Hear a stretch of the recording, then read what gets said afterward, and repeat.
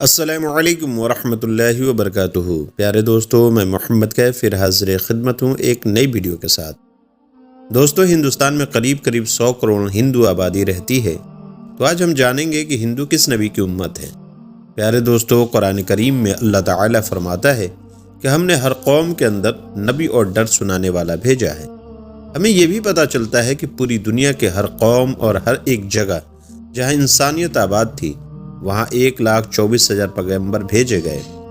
لیکن ان میں سے صرف 25 پیغمبر کا ہی ذکر قرآن میں ملتا ہے، کیونکہ اگر ان سب کے نام، زندگی اور قوموں کے حالات بیان ہوتے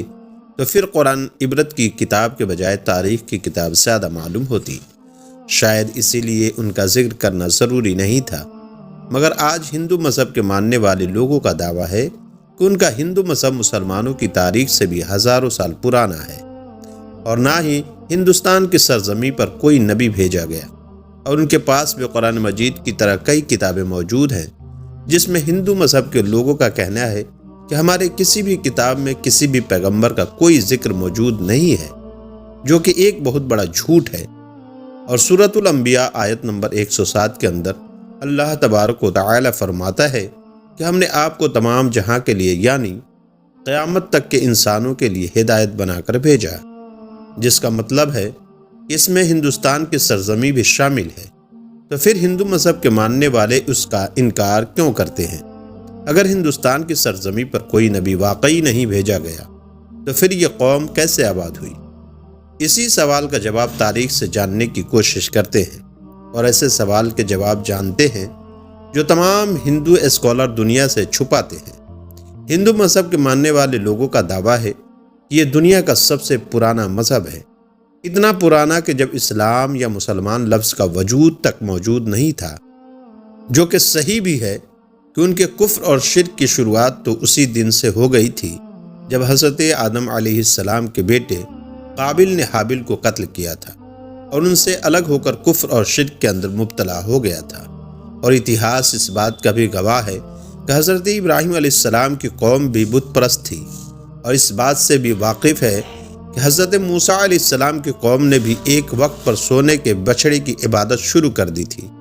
یہاں تک کہ رسول اللہ صلی اللہ تعالی علیہ وسلم کے اعلان نبوت سے پہلے کعبہ کے اندر بھی 360 مورتیاں موجود تھیں، جنہیں مکہ فتح کرنے کے بعد صحابہ کرام نے توڑ توڑ کر ٹکڑے ٹکڑے کر دیا، جسے یہ معلوم ہوتا ہے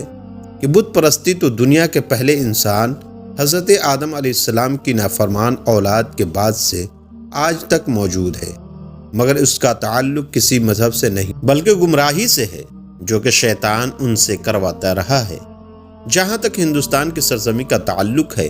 تو یہاں پر ان لوگوں کی ہدایت کے لیے یقیناً کئی پیغمبر بھیجے گئے، جن کے کچھ تعلیمات آج بھی صحیح حالت میں موجود ہیں، مگر زیادہ تر اسے بگاڑ دیا گیا، اور اسی کی وجہ سے بت پرستی اور گمراہی شروع ہو گئی، کیونکہ ان کی کتابوں میں آج بھی ایک خدا کی عبادت کا حکم دیا گیا ہے۔ انہیں بھی یہ بتایا گیا ہے کہ خدا کا کوئی شریک نہیں ہے، وہ ایک ہے، اس کی کوئی اولاد نہیں ہے،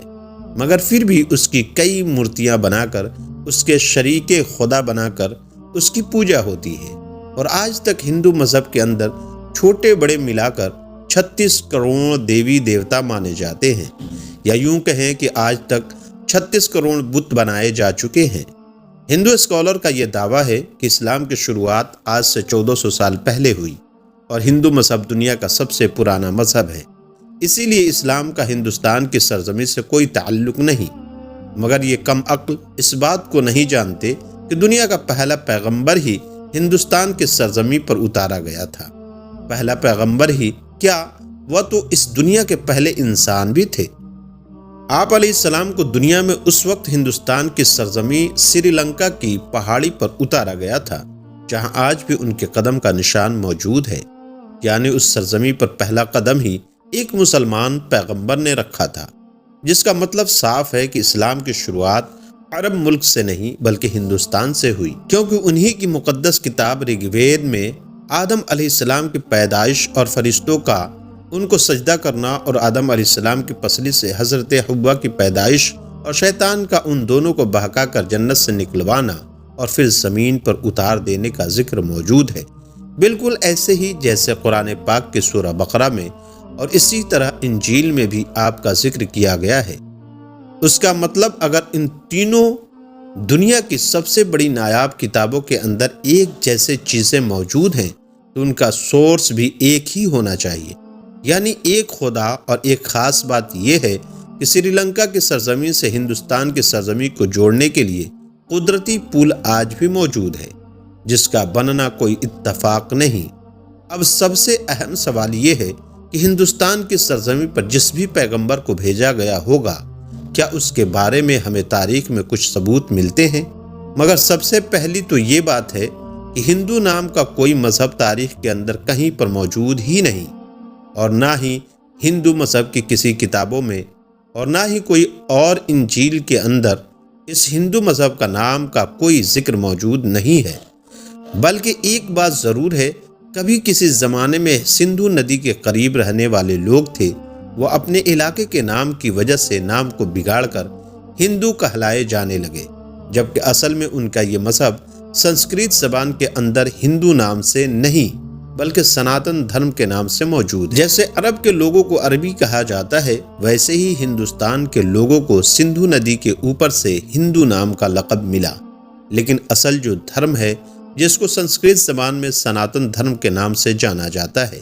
جس کا عربی میں مطلب ہے مذہب پر قائم رہنے والا، جس کا بالکل ایسا ہی مطلب قرآن کریم کے سورہ روم کے اندر بھی موجود ہے۔ یہاں پر اسلام کو ہمیشہ باقی رہنے والا دین کہا گیا ہے، یعنی سناتن دھرم کا مطلب بھی مذہب اسلام ہے۔ اور تاریخ کے حوالوں اور مضبوط دلیلوں سے یہ پتہ چلتا ہے کہ ان کے ویدوں میں حضرت نوح علیہ السلام کا ذکر بھی صاف طور پر کیا گیا ہے، جس میں انہیں نوحا کہا گیا ہے۔ ویدوں میں پیغمبر کو منو کہا گیا ہے، اور نوح علیہ السلام کو بڑے سیلاب والا منو کہہ کر بیان کیا گیا ہے، اور ان کی کشتی سے لے کر سیلاب تک کا تمام واقعہ تفصیل سے موجود ہے، جیسے کہ قرآن کی سورہ ہود کے اندر بھی بیان ہے۔ اور ویدوں میں لکھا ہے کہ جب بڑے سیلاب کے بعد دنیا پھر سے آباد ہوگی تو ان میں ان ویدوں کو نافذ کروں گا۔ اور قرآن کے اندر بھی حضرت نوح کے طوفان کے بارے میں بیان کیا گیا ہے۔ یاد رکھیں دوستو، ہندوؤں میں یعنی سناتن دھرم میں پران ہے، ہمارے یہاں قرآن ہے، تو قرآن کے اندر بھی حضرت نوح علیہ السلام کے طوفان کے بارے میں بیان کیا گیا ہے، اور یہ بھی بتایا گیا ہے کہ اس منو کو خدا نے کشتی بنا کر اس کے اندر جاندار کو سوار کرنے کا حکم دیا، جس کے بعد ایک عظیم طوفان آیا جس میں ہندوستان کی سرزمین پر زندگی کو ختم کر دیا۔ اب یہ بات تو صاف ہے کہ نوحا لفظ سنسکرت کی کتاب کے اندر بھی موجود ہے، جس کا مطلب ہے کشتی والا، جو کہ عربی زبان کے اندر بھی ہے۔ ان سب باتوں سے ایک بات بالکل آئینے کی طرح صاف ہے کہ ہندوستان کی سرزمین اور نوح علیہ السلام کے درمیان ایک تعلق موجود ہے،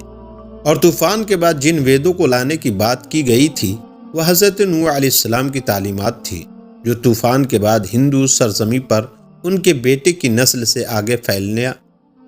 شروع ہوئی۔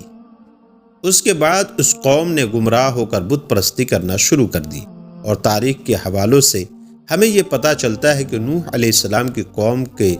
جیسے دیوی دیوتاؤں کی پوجا کرنے کا طریقہ دنیا میں کبھی اور موجود نہیں تھا۔ اور قرآن کریم میں نوح علیہ السلام کی قوم کو صحافی کہا گیا ہے، جو عراق کی سرزمین کو کہتے ہیں، جہاں پر صرف حضرت ابراہیم علیہ السلام پیدا ہوئے تھے، جن کی قوم یہی مشرق تھی، جنہوں نے نوح علیہ السلام اور ان کے درمیان آنے والے تمام انبیاءوں کی تعلیمات کو یا تو بدل دیا تھا یا پھر بھلا دیا تھا، اور انہی کی پوجا کیا کرتے تھے۔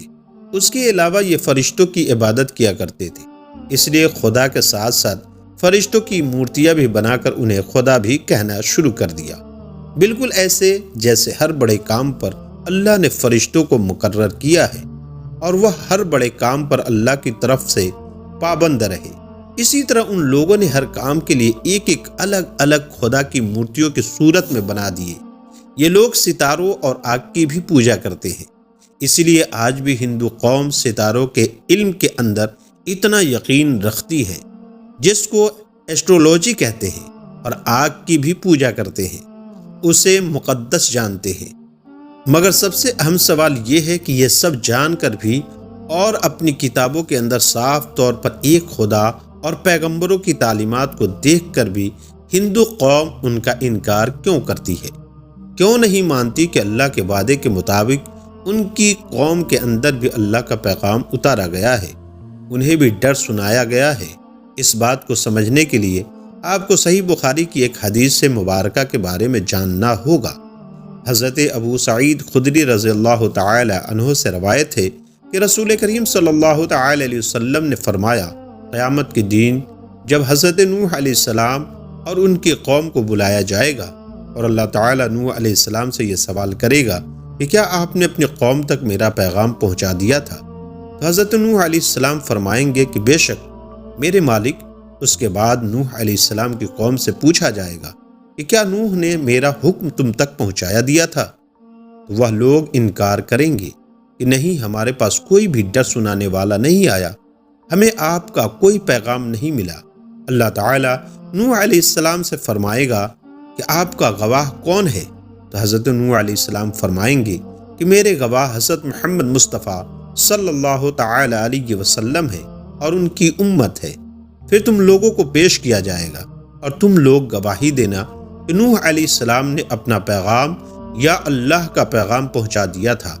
جس کے بعد نبی کریم صلی اللہ تعالی علیہ وسلم نے سورہ بقرہ کی آیت نمبر 143 پڑھی، اور اسی طرح سے ہم نے تمہیں درمیانی امت بنا دیا تاکہ تم لوگوں پر گواہ رہو اور رسول تم پر گواہ رہے، جس سے یہ ثابت ہوا کہ ہندو قوم کبھی اپنے نبی نوح علیہ السلام کی تعلیمات یا کسی اور پیغمبر کو تسلیم نہیں کریں گے، اور ہندوستان کی سرزمین کا اصل مذہب اسلام ہی ہے، جو کہ بگاڑ کی وجہ سے اپنی اصل شکل بھول چکا ہے۔ آج یہ ہماری ذمہ داری ہے کہ ہم ان لوگوں تک اللہ کا صحیح پیغام صحیح حالت میں پہنچائیں، کیونکہ ہمارے رسول اللہ صلی اللہ تعالی علیہ وسلم کو تمام جہاں کے لیے رحمت بنا کر اور ڈر سنانے والا بھیجا گیا ہے، اور اب قیامت تک کسی رسول اور پیغمبر کو نہیں آنا۔ اسی لیے یہ کام اب امت مسلمہ کے ذمے ہے، جسے قیامت کے روز اس بارے میں سوال کیا جائے گا۔ پیارے دوستو، آپ کو ویڈیو پسند آئی ہو تو اسے لائک ضرور کریں، اور ثواب کی نیت سے اس ویڈیو کو اپنے دوستوں احبابوں میں شیئر بھی ضرور کر دیں، اور اسی طرح کی معلومات ویڈیو دیکھنے کے لیے ہمارے چینل کو ضرور سبسکرائب کریں۔ ہم ملتے ہیں اگلی ویڈیو میں، تب تک کے لیے اللہ حافظ۔